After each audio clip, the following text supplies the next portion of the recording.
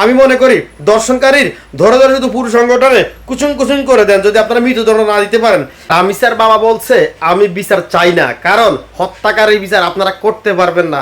প্রিয় দর্শক, রামিসার বাবার সাথে যদি আপনি একমত হয়ে থাকেন অবশ্যই কমেন্ট করতে পারেন, কারণ দর্শনে করা হত্যা মনে আছে আপনাদের রামগঞ্জে অভাব নেই, কয়েকটি হত্যাকাণ্ড আছে। এখন পর্যন্ত কিন্তু আমরা দৃষ্টান্তমূলক শাস্তি কারোই দেখি নাই। এখনো আসামি সবগুলো জেলে জেলে বসে বসে সরকারের অন্ন খাচ্ছে, রাষ্ট্রের সম্পদ ধ্বংস করছে। প্রিয় দর্শক, দর্শনকারীর মনে আছে আপনাদের নোয়াগাঁ ইউনিয়নে নুসরাতের কথা, বারবার অনেকে বলবেন যে ভাই বারবার এই কথাটা বলেন কেন। ভাই নুসরাতের সাথে কাজটি করা হয়েছে, নুসরাতকে ধর্ষণ করে মেরে এই ঘরে লুকিয়ে রাখা হয়েছে কয়েকদিন।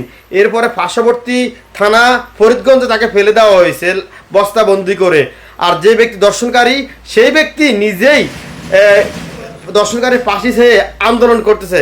ভাগ্যের নির্মম পরিহাস, অন্যায় করলে সাজা তাকে পেতে হবে, গ্রেপ্তার হয়ে গেল। কিন্তু বিষয়টা হলো গ্রেপ্তার করে পুলিশ, লাভ হয় কি এই দেশে? গ্রেপ্তার করে কোনো ফয়দা নাই। আমি মনে করি দর্শনকারীর ধরে ধরে শুধু পুরো সংগঠনে কুচুং কুচুং করে দেন যদি আপনারা মৃত্যুদণ্ড না দিতে পারেন।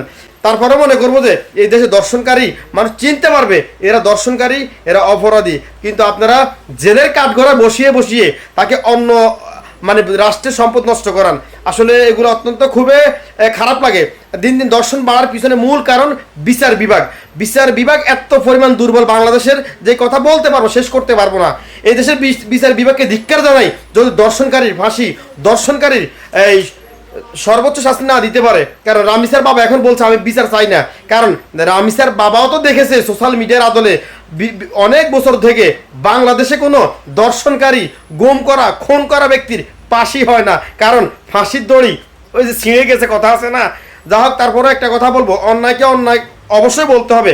আমরা তারুণ্যের অহংকার তারেক রহমান সাহেব আপনার কাছে অনুরোধ করব, আপনার বাবা শহীদ প্রেসিডেন্ট জিয়াউর রহমানের শাসন বাংলাদেশের মানুষ দেখেছে, আপনার মাকে মানুষ অনেকটাই ভালোবাসে। আমরা চাই আপনার মায়ের সেই ভালোবাসাটুকু নিয়ে এই দেশে অন্তত দর্শনকারীর সর্বোচ্চ শাস্তি, ফাঁসির দাবি এবং সর্বোচ্চ শাস্তি দিয়ে এই দেশে যে দর্শন করলে ফাঁসি হয় সেটা একটা দৃষ্টি স্থাপন করে যাবেন, যাতে করে মানুষ আপনাকে ক্ষমতা ছেড়ে চলে গেলেও আপনাকে মানুষ মনে রাখে। আমরা দেখি না, আমার যে কয়েক বছর হয়েছে, কিন্তু আমি দেখি না এখন পর্যন্ত যে একজন দর্শনকারীর ফাঁসি হতে। নোয়াগাঁ ইউনিয়নে দর্শন করে হত্যা করেছে, এখনো আসামি কাঠগড়ায়। তারপরে আপনার দলটা বাজারের পাশেই একটা মেয়েকে দর্শন করে মেরে ফেলা হয়েছে, এখনো সে জেলের ভিতরে, কিন্তু ফাঁসি হচ্ছে না। ফাঁসি কবে হবে, কিভাবে হবে, আমরা শুধু অপেক্ষা করতেছি। আসলে সরকার চেঞ্জ হয়, কিন্তু আইন কানুন প্রণয়ন যদি চেঞ্জ না হয়, অপরাধীকে যদি দৃষ্টান্তমূলক শাস্তি দেওয়া না হয়, তাহলে এই দেশের মানুষ ভাই কি আশা করবে? আমরা কিছু চাই না। আমরা যখন যেভাবে আপনারা এই দ্রব্যমূল্যের দাম বাড়ান, আমরা কষ্ট হলে মেনে নিই, কিন্তু আমার কথা হলো এতটুকু আইন করেন যাতে করে মানুষ অন্তত খেয়ে পড়ে বাঁচতে পারে এবং অপরাধীদের সর্বোচ্চ শাস্তি দিতে পারে।